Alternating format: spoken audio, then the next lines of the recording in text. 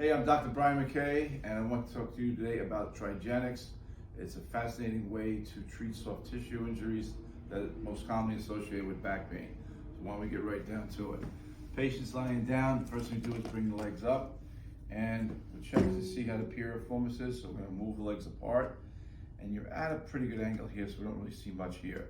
The next thing we're going to do is we're going to try to see how tight the muscles are in the front, the quadriceps. His quadriceps are a little tight right there. We should be able to get his back of his heel almost to his butt. So we have some restriction there. That's going to play into a low back issue because you have to have balance with all the different muscle tissue in the back, the front. So what I'm going to do now is I'm just going to come over here and just check again to see if we have internal rotation. Internal rotation is kind of tight. So far we have tight hamstrings and we have internal rotation is the pelvis lifts up here. So this is not good, but this will be addressed. So what I'm gonna do next is I'm gonna check the sacrum. I want you to bring two legs up for me, please, and hold together really strong. Now, if I can pull his legs apart, that's telling me the problem is right here in the lower back. Here we go.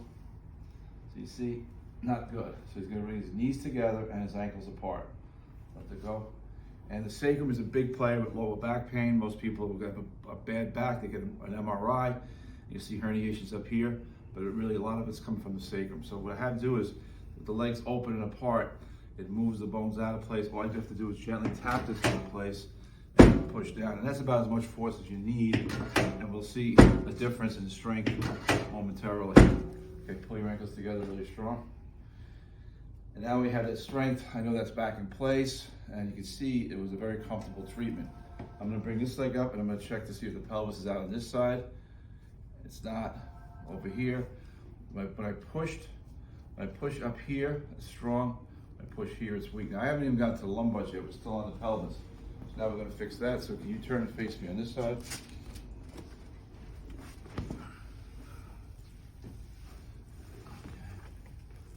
And here we're just gonna move the pelvis to a better location. Face down. Now you're not gonna hear much in the way of movement with the pelvis because the glute max blocks a lot of the noise. But it would move, bring his leg up, and we have strength back. Now, we're gonna tap into each of the lumbar vertebrae. 5, 4, 3, 2, 1. Unless you have 6, and some people do. Here we have strength here, strength there. This is not good enough. We have to check the muscles on the back, on the front side. So turn over for me. But you have to think of the whole, if you have a back problem, you have to think of motor units starting from here all the way down. So in this case here, we wanna see how the hamstrings are. And it's kind of tight, so we have to work on the hamstrings. Again, that's a little bit better. So we're really more tight on the right side, but it's interesting because the right side was the side we just had to adjust with the pelvis. Now we're gonna just check the glute max. That should be almost like here. So here we know we have a glute max issue. Now, what I'm gonna do next is I'm gonna check the rectus femoris, which is a trunk, as a muscle that goes from here to here. Hold nice and strong for me. Elevate, hold. Now we're going to check the trunk flexor, the iliacus. That's good. That's good. Now we'll also check the abductors and the adductors, lower extremity.